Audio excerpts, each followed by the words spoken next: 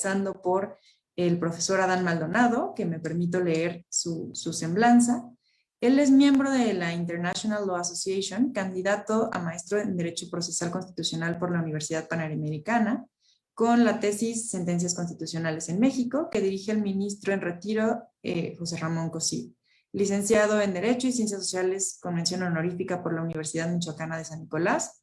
Obtuvo el premio Padre de la Patria por su desempeño académico. Trabajó también en la Suprema Corte de Justicia de la Nación. Es miembro de la Asociación Mundial de Justicia Constitucional. Ha sido docente en diversos estados de la República, impartiendo temas relativos a la reforma constitucional en materia penal y derechos humanos. Fungió como abogado del Congreso de San Luis Potosí y ha litigado diversos casos relevantes en materia de cerciorari, bueno, en distintas materias. Y les invito también a que es autor de diversos libros, dentro del cual aquí el más relevante es Justicia en línea, la regulación jurídica de las comunicaciones electrónicas y su aplicación en el ámbito judicial. Entonces, bueno, profesor, le cedo el uso de la voz hasta por 20 minutos. Muchas gracias. Hola, ¿qué tal? Muy buenos días a todos. En primera instancia quiero agradecer a los organizadores del evento por darme esta oportunidad de platicar con todos los asistentes de este seminario. A Laura Márquez, un agradecimiento especial. Saludo con afecto a Alexa y a Federico, que son los profesores y destacados en estos temas que se van a platicar el día de hoy. También extiendo el saludo afectuoso a todos los que nos hacen el favor de escuchar en vivo y a los que tendrán acceso con posterioridad a este material. Bueno, en un primer momento, por si me llego a quedar corto en los temas y también quedan pendientes preguntas, debo de comentarles que mi cuenta de Twitter es la que ahorita aparece. Tengo abierto todos los canales, incluso proporciono por ahí mi número celular para tener interacción vía WhatsApp, o está abierto a todos los que tengan un acceso a Twitter. Está abierto los mensajes, los inbox. Entonces, por ahí les comparto mi cuenta de Twitter. Y también comentarles que básicamente todo lo que diré está plasmado en este libro de mi autoría, que hay una versión impresa y hay una versión electrónica. Entonces, para quien guste profundizar en estos temas, pues ahí está disponible este material. Bien, como son 20 minutos y voy a tratar de ser lo más respetuoso que se pueda, trataré de ser muy sintético en lo que les platique en relación a la e-justicia por cuanto hace a la regulación en México. Entonces, para comenzar, debo de decirles que el 11 de marzo del presente año, el Senado de la República aprobó un dictamen en el cual se reforma el artículo 17 constitucional en su cuarto párrafo, y los que estaban en este original cuarto párrafo se recorrieron. Entonces, me gustaría leerles en qué términos quedó aprobado ese dictamen y actualmente se encuentra para discusión en la Cámara de Diputados. Todavía no se dictamina, pero yo creo que próximamente así será. Entonces, si me permiten, rápido le voy a dar la lectura. Artículo 17 constitucional, párrafo cuarto, y quedó de la siguiente forma. Para contribuir a garantizar el acceso a la justicia de forma ágil, oportuna e incluyente, el Poder Judicial de la Federación y de las entidades federativas, el Tribunal Federal de Justicia Administrativa y los de las entidades federativas, los tribunales agrarios, laborales, los tribunales electorales, las entidades federativas implementarán en los respectivos sistemas de justicia digital mediante el uso de tecnologías de la información y la comunicación a efecto de sustanciar y tramitar, no alcanzo a ver ahí la palabra, en línea los juicios en todas sus etapas, etcétera, etcétera, etcétera. Y también dice al final, la ley establecerá los procesos que por su naturaleza, las diligencias y procesos que por su naturaleza deben de ser de manera presencial. Entonces, este es el punto de partida sobre el cual se va a construir la e-justicia, la justicia digital en nuestro país. Recuerden ustedes que hay una jerarquía normativa. Si ya nuestro artículo 17 constitucional en su párrafo cuarto lo va a establecer de manera muy expresa, pues yo creo que esto va a generar, desde luego, un disparo en que todos los poderes judiciales locales, principalmente, recordemos que el Poder Judicial de la Federación, tanto la Suprema Corte como el Tribunal Electoral del Judicial de la Federación, ya llevan un camino recorrido en materia de justicia electrónica. Muy bien, dicho esto, entonces ahora sí paso a comentarles cuáles son los aspectos más importantes que integran el tema de la e-justicia, no solamente en México, sino alrededor del mundo. Estos son los conceptos básicos sobre los cuales se construye el sistema de procuración y administración de justicia. Como ustedes alcanzan a apreciar en la diapositiva que les comparto, un primer tema son las notificaciones electrónicas, el otro es la firma electrónica, otro aspecto es el expediente electrónico, el documento electrónico, algo que yo he denominado el derecho procesal electrónico.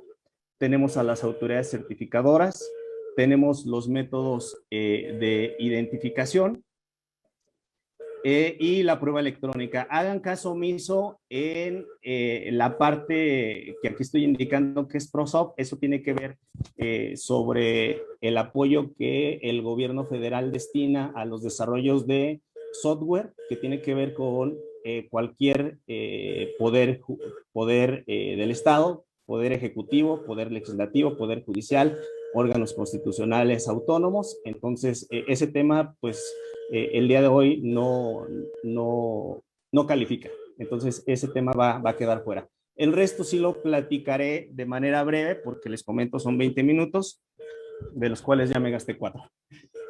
Bueno, voy a comenzar por las notificaciones electrónicas.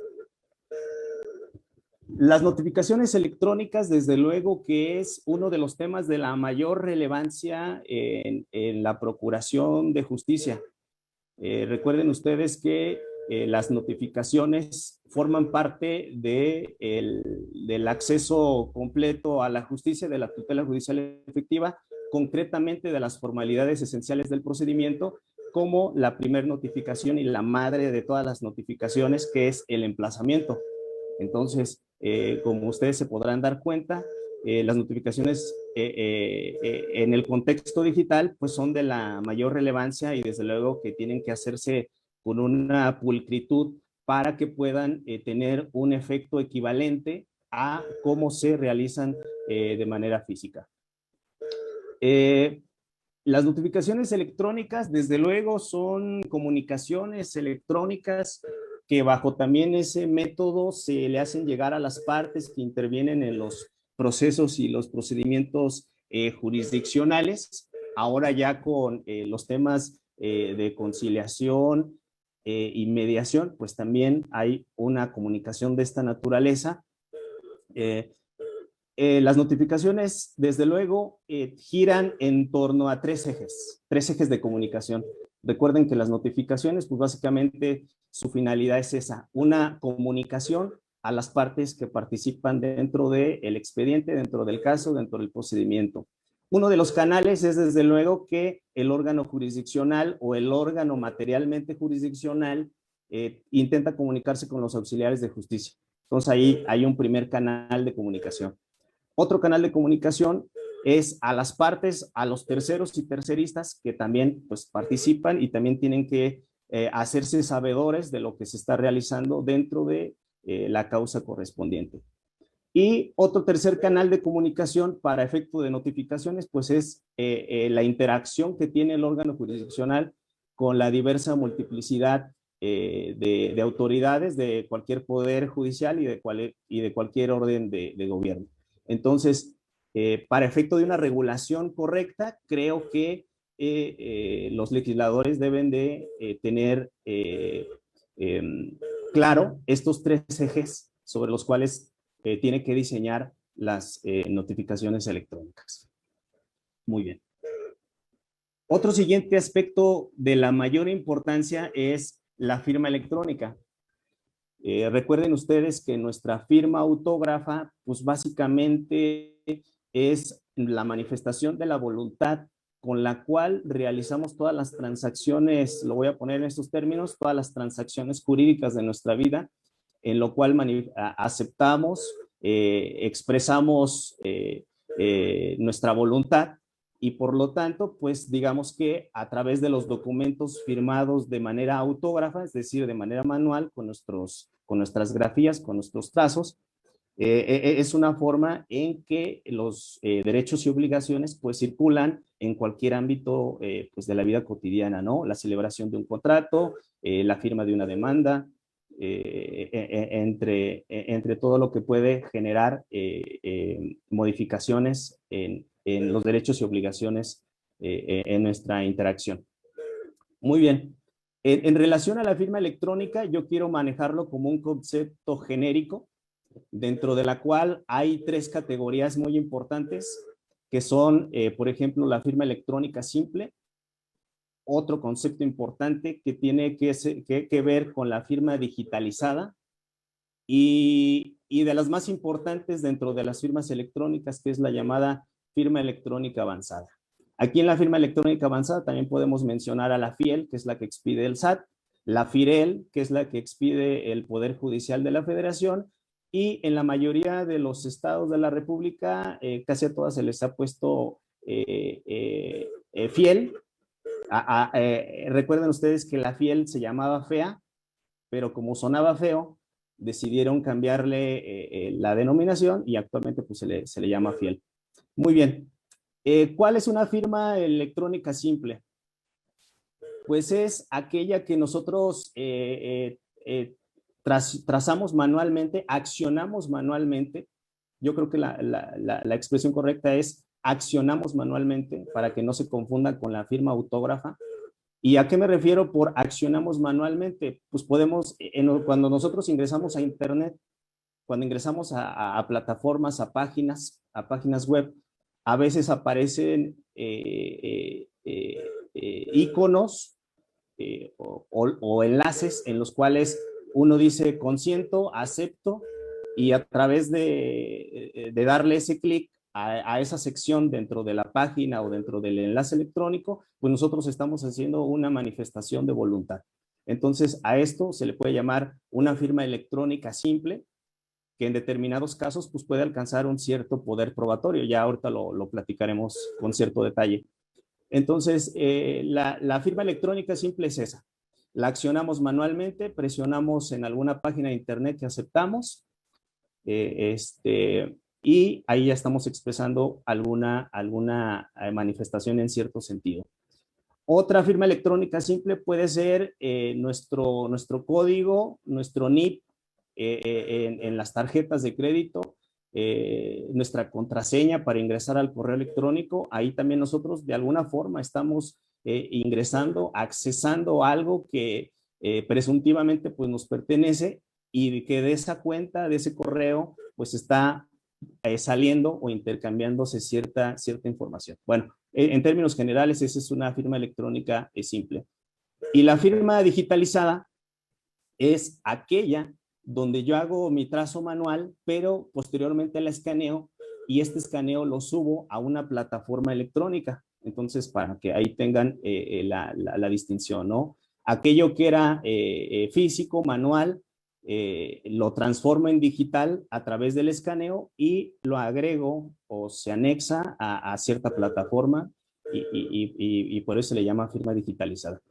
Y la más relevante para efecto de fuerza probatoria, de fuerza legal, bajo algo que se llama el principio de equivalencia funcional, que no es otra cosa más que decir que esta firma electrónica representa y se traduce, equivale a lo mismo que una firma que se hubiera hecho de manera personal, de manera manual, y tiene el mismo peso jurídico. A eso se refiere una firma electrónica avanzada, que puede tener diferentes denominaciones, ¿no? En el caso del Poder Judicial de la Federación, ya dijimos que es la FIREL. En el caso del Sistema de Administración Tributaria, el SAT, ya dijimos que es la FIEL. Estas dos firmas ya tienen diferentes alcances, pueden reconocerse en los estados, simplemente se tienen que firmar los respectivos convenios. Los poderes judiciales locales también ya expiden sus fieles, celebran o van a celebrar próximamente los convenios para que entre todas estas autoridades haya un reconocimiento de estas firmas que se están expidiendo por ciertas autoridades que se llaman autoridades de certificación, que también lo vamos a platicar aquí. Bueno, muy bien. Ahora bien, vamos al expediente electrónico. El expediente electrónico no es otra cosa que aquel conjunto de documentos electrónicos generados ante una instancia materialmente jurisdiccional a través de las tecnologías de la información y la comunicación en soportes magnéticos, electrónicos o ópticos. Es decir, todo lo que se vaya generando de manera en estos medios remotos, pues lo vamos a entender para efecto de un procedimiento o proceso materialmente judicial, pues que integra el llamado expediente electrónico. Básicamente es lo mismo. O sea, un expediente en papel, un expediente tradicional, pues simplemente está transitando o está integrándose en una plataforma electrónica, en una plataforma digital. Siguiente concepto, y me voy a apurar para respetar los 20 minutos. Siguiente documento el siguiente concepto es el documento electrónico. El documento electrónico, atendiendo a su incluso etimología, pues básicamente el documento en general, quitándole cualquier adjetivo que sea físico, electrónico, digital o como se guste llamar, básicamente el documento, la función es la de informar, la de comunicar. Así en términos generales. Esa es la función de un documento. Entonces, atendiendo a esta concepción, ustedes podrán saber que un documento incluso pudiera constituirlo una escultura, un retrato, bajo este concepto muy general y muy expansivo, muy dúctil, es decir, que se pueda manejar en diferentes versiones. A eso se refiere un documento. Un documento, su único objetivo es informar, es transmitir, representar cierta información que se contiene ahí.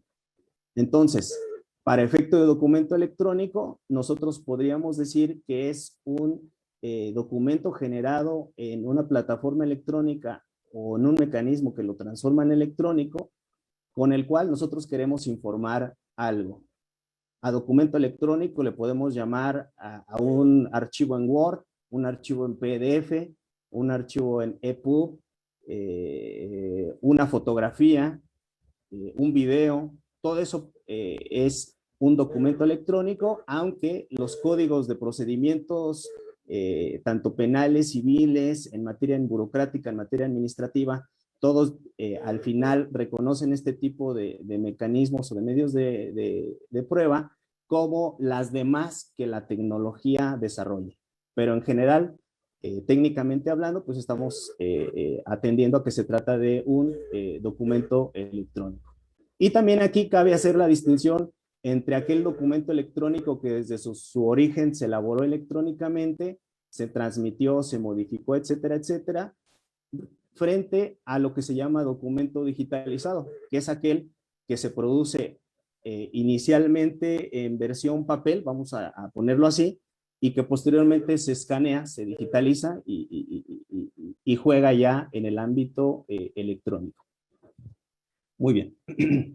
Siguiente concepto, a lo que yo he llamado derecho procesal electrónico, que no es otra cosa más que lo que nuestros legisladores han avanzado en materia de regular estas nuevas tendencias de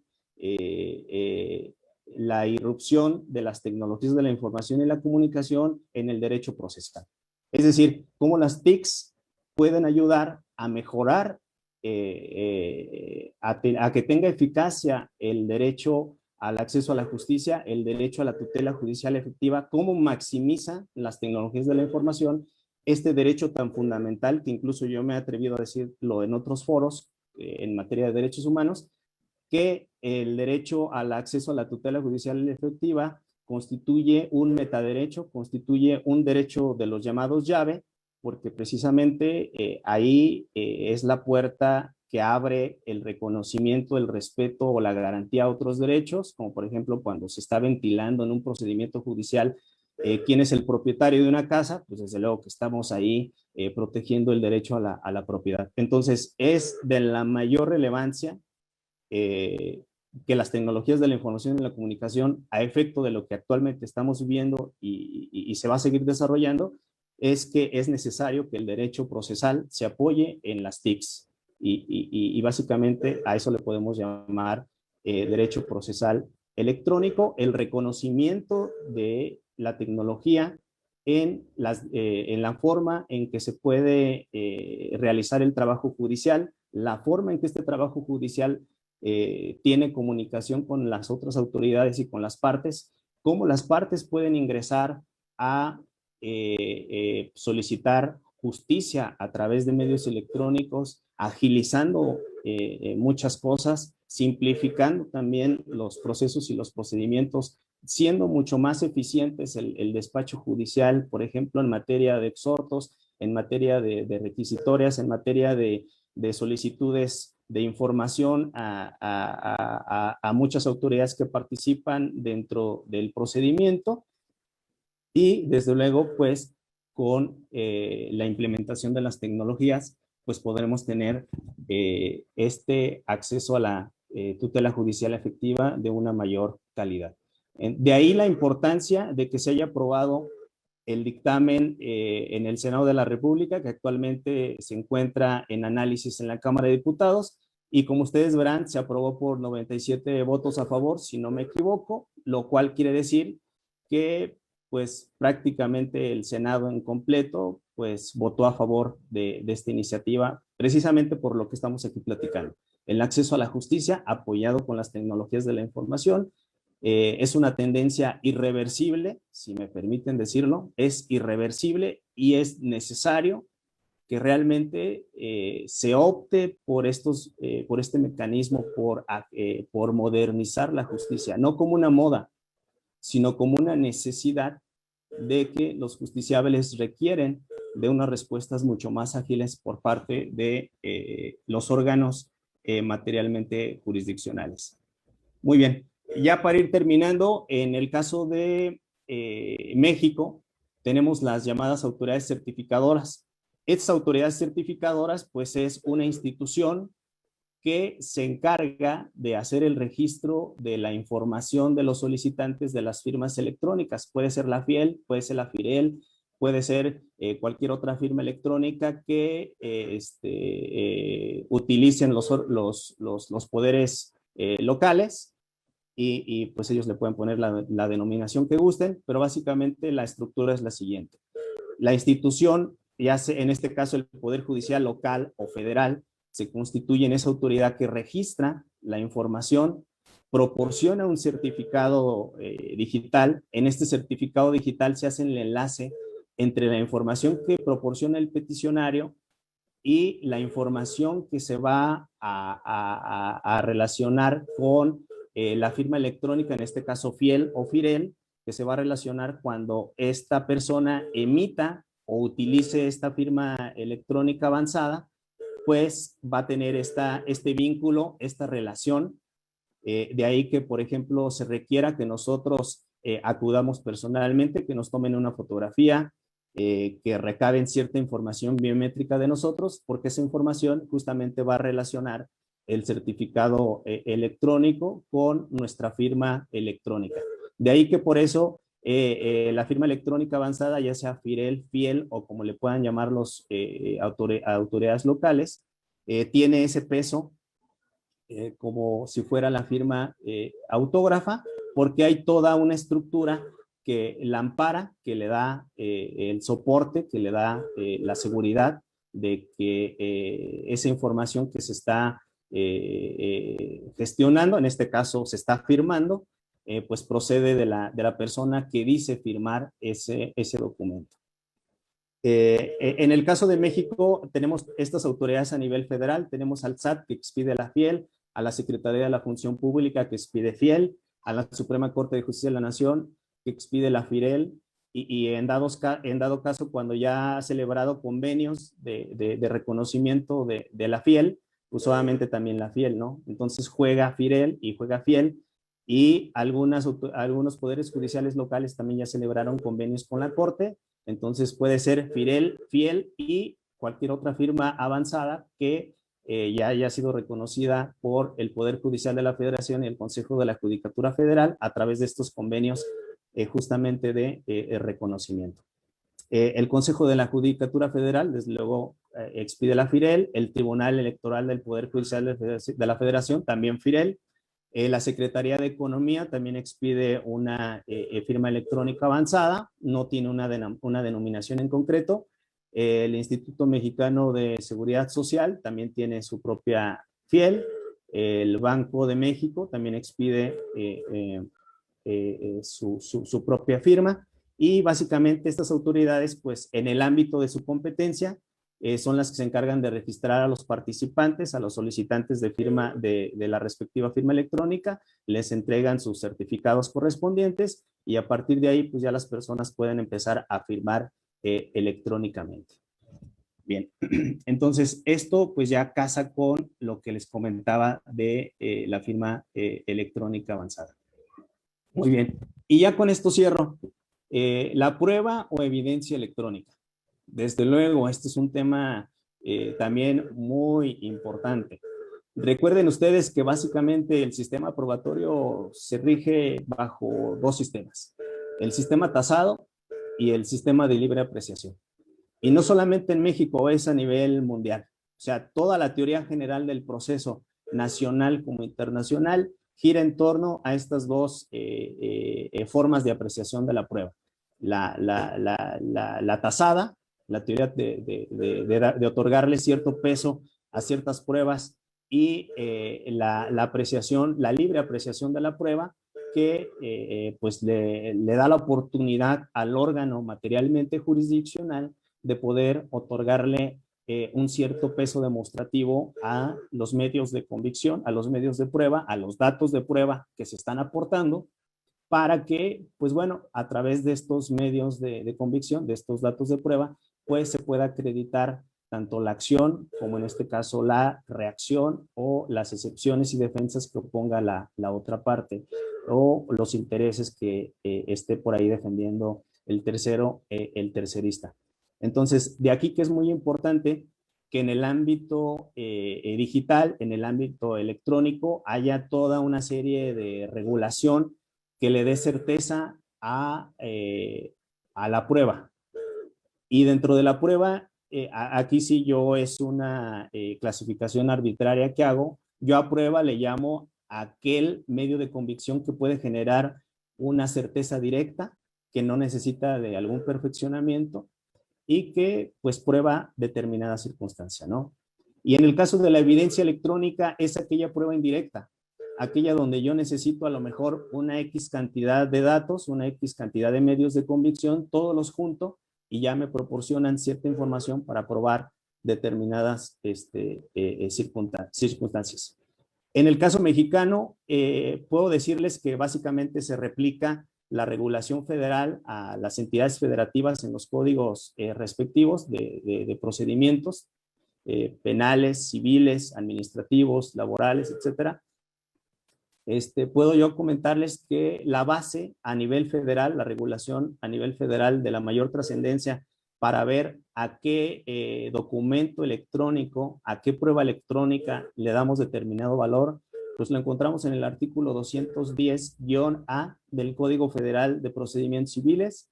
También tenemos, por ejemplo, el artículo 1205 del Código de Comercio.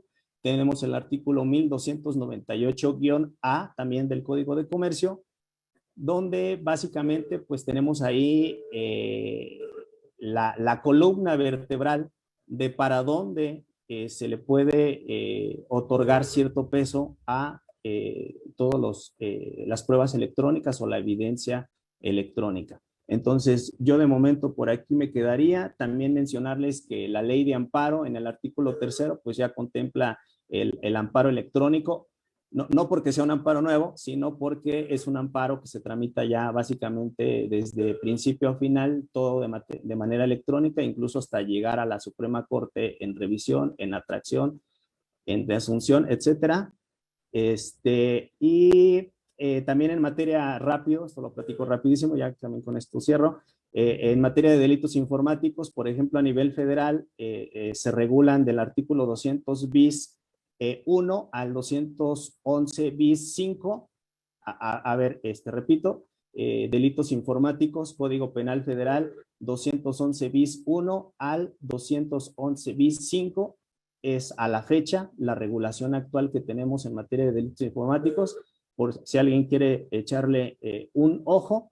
Y también comentarles que la reforma a la Ley Federal del Trabajo que ocurrió en el 2019 también ya implementa toda una regulación para tramitar los procedimientos laborales, tanto contenciosos como no contenciosos, por la vía digital. Yo creo que hasta aquí me quedo, Laura. Muchísimas gracias. Muchísimas gracias, profesor Adán, por darnos esta perspectiva de la regulación nacional en diversas materias bueno, que ha sido, sí, por un lado emitida por órganos legislativos, pero sobre todo que hay muchos acuerdos, ¿no? Que es una regulación que deriva pues de la propia necesidad de los tribunales pues sí, de poder hacer funcionar esto y bueno, creo que es muy ad hoc que haya concluido con una forma de interpretar o de entender los documentos digitales que se presentan como prueba en un proceso, como esta digitalización del mundo físico, ¿no? Pero, y que tiene como esta validez a partir de una firma electrónica que le da la validez de la persona que lo emite. Pero, ¿qué pasa cuando cuando esta información no viene de un documento que yo firmé con otra persona, sino qué pasa cuando es una información que se desprende de las redes sociales? Es cuando son fotografías que se toman por satélite de un lugar específico en el que está en un contexto pues de graves violaciones a derechos humanos o que es información o datos que se encuentran de manera abierta para todas las personas en Internet. ¿Qué reglas funcionan en estos casos cuando no es como tal una firma electrónica que da la validez a un documento, sino que es información disponible? ¿Qué le da la certeza? ¿Qué le da la viabilidad y qué reglas pues le dan sentido a este tipo o aportan la credibilidad, confiabilidad y veracidad de la información en línea? Y bueno, en esta perspectiva, ya yéndonos un poco más al ámbito internacional, que ya nos mencionaba brevemente Adán, pero que la idea es un poco entender todos los alcances que tienen esta regulación y esta forma de entender los juicios en línea desde una perspectiva global. Llegamos al punto de las preguntas. Tenemos pues varias preguntas aquí planteadas. En el caso del profesor Maldonado, desde la teoría general del proceso, ¿está bien considerar los procedimientos judiciales en línea o electrónicos como procedimientos especiales? ¿Qué posibles consecuencias positivas o negativas podría tener el considerar simplemente como un medio por el cual se pueden desarrollar determinadas actividades a las tecnologías de la información y comunicación en su aplicación dentro de la impartición de justicia sin catalogar su empleo como un procedimiento especial? Esa sería la pregunta para el profesor Maldonado. Si quisiera contestarla. Agradezco la pregunta. La respuesta sería la siguiente. No se trata de un procedimiento especial. Y más que nada porque se pregunta desde la óptica de la teoría general del proceso. Entonces, el hecho de trasladar la justicia a un entorno digital, a un entorno electrónico, no genera per se que la justicia digital genere un procedimiento especial. Los esquemas procesales, el juicio plenario, el juicio sumario, el juicio sumarísimo, el juicio incidental, el procedimiento de ejecución, todos ellos no se modifican en lo absoluto. Lo que sí sucede con la implementación de las tecnologías de la información aplicadas a la procuración, en este caso impartición de la justicia, es que son herramientas que aceleran la forma de interacción entre el órgano materialmente jurisdiccional y las partes que en él intervienen, lo que desde luego se traduce en un respeto puntual del artículo 17 constitucional bajo el rubro de la tutela judicial efectiva. Aquí lo importante es que todo lo que se actúe dentro de los procesos y procedimientos judiciales en línea estén debidamente regulados por el entorno en el cual pues obviamente se van a desenvolver. Entonces ahí la regulación sí tiene que ser muy específica, muy particular. Básicamente en términos generales yo creo que el 75% de lo que se realiza en una forma tradicional de manera presencial se puede trasladar sin el mayor problema al entorno digital, salvo algunas cuestiones como por ejemplo de las más relevantes, que es el emplazamiento. A lo mejor eso sí puede ser que sea de las que pueda subsistir, que se siga llevando a cabo de manera tradicional, salvo pues algunas condiciones muy particulares de gente, de gente y de generaciones que ya prácticamente su vida la tienen en medios electrónicos, que pudiera haber una especie como de aceptación de que no tengan problema de que haya un emplazamiento por un medio electrónico, rapidísimo. Por ejemplo, Brasil tiene una ley del procedimiento electrónico judicial, son 14 artículos, en 14 artículos, de hecho, un párrafo básicamente cada artículo, y es una regulación muy, muy buena. Ojalá México voltee a ver esta regulación. Entonces, redondeando la respuesta, no es un procedimiento especial. Sí, las tecnologías de la información y la comunicación permiten tener, en efecto, una tutela judicial efectiva. Entonces, ahí dejaría la respuesta. Muchísimas gracias. La pregunta número 2, en la primera ya dije que no es un procedimiento especial. Tampoco no hay ninguna consecuencia si no se considera como procedimiento especial. Más bien el punto importante sería en la correcta regulación de que todos los esquemas procesales, el plenario, el sumario, el sumarísimo, los procedimientos de ejecución, los incidentales, se suban de manera correcta a la regulación. Que básicamente les digo, se pueden trasladar sin mayor problema en términos generales a la plataforma digital. Bueno, la segunda pregunta tiene que ver con si en la parte de la reforma constitucional, al menos así la entendí, de reformar el 17 constitucional para obligar que ya el mecanismo, bueno, que todos los órganos materialmente jurisdiccionales tengan justicia digital, si se tomó en consideración a las personas indígenas, a las comunidades indígenas, incluso yo también agregaría a los afromexicanos, afrodescendientes. Propiamente no se consideró de esta forma. Recuerden ustedes que también este sector vulnerable, pues tenemos una deuda histórica importante en básicamente todos los rubros. Entonces no es exclusivo del entorno de la justicia digital, sino es básicamente de muchas cosas. Lo que aquí se puede salvar para, digamos, considerar las condiciones particulares en la que viven los pueblos y comunidades indígenas y afrodescendientes, es en extender la infraestructura a precisamente estas zonas donde prácticamente la comunicación remota es nula, apenas tienen tecnología básica como la televisión y el radio. Entonces creo que sí hace falta un esfuerzo importante por parte del gobierno federal, de los gobiernos locales y desde luego la interacción de los gobiernos municipales para que la infraestructura tecnológica se extienda por lo menos en una parte básica, por ejemplo, a nivel indígena, que haya unos centros comunitarios digitales en los cuales pues, las personas puedan, en lugar de trasladarse a los órganos jurisdiccionales, pues, puedan ingresar ahí, puedan enfrentar sus audiencias, puedan presentar promociones electrónicas e integrarse a este canal de impartición de justicia que, como les comento, es garantizar la tutela judicial efectiva. Entonces, eso sería en cuanto a la pregunta número 2. A la pregunta número 3 se dice, si ya tenemos una firma electrónica avanzada que le da certeza, garantía, hay un principio de equivalencia funcional para sustituirla por la firma autógrafa, pues ¿por qué renovarla cada 4 años? Yo diría básicamente por 2 razones fundamentales. Una, por, digamos, actualizar, que la autoridad certificadora actualice y tenga presentes la información inicialmente recabada y que efectivamente pues hay una vigencia de que la está usando esa persona, porque puede ser el caso que, por ejemplo, pues la persona haya fallecido, alguien por alguna razón tenga esos archivos y la pueda estar utilizando, entonces hay un cierto periodo de tiempo en el cual pues se puede limitar en determinado caso un uso ilícito de ese tipo de archivos, que sería un poco complicado utilizarlos porque pues además del certificado, de los datos biométricos entregados a la autoridad certificadora, además tiene que combinarse con una contraseña para poder utilizarla cada vez que se quiere hacer uso de ella. Entonces, sí sería un poco complicado, pero podría darse un supuesto de esa naturaleza.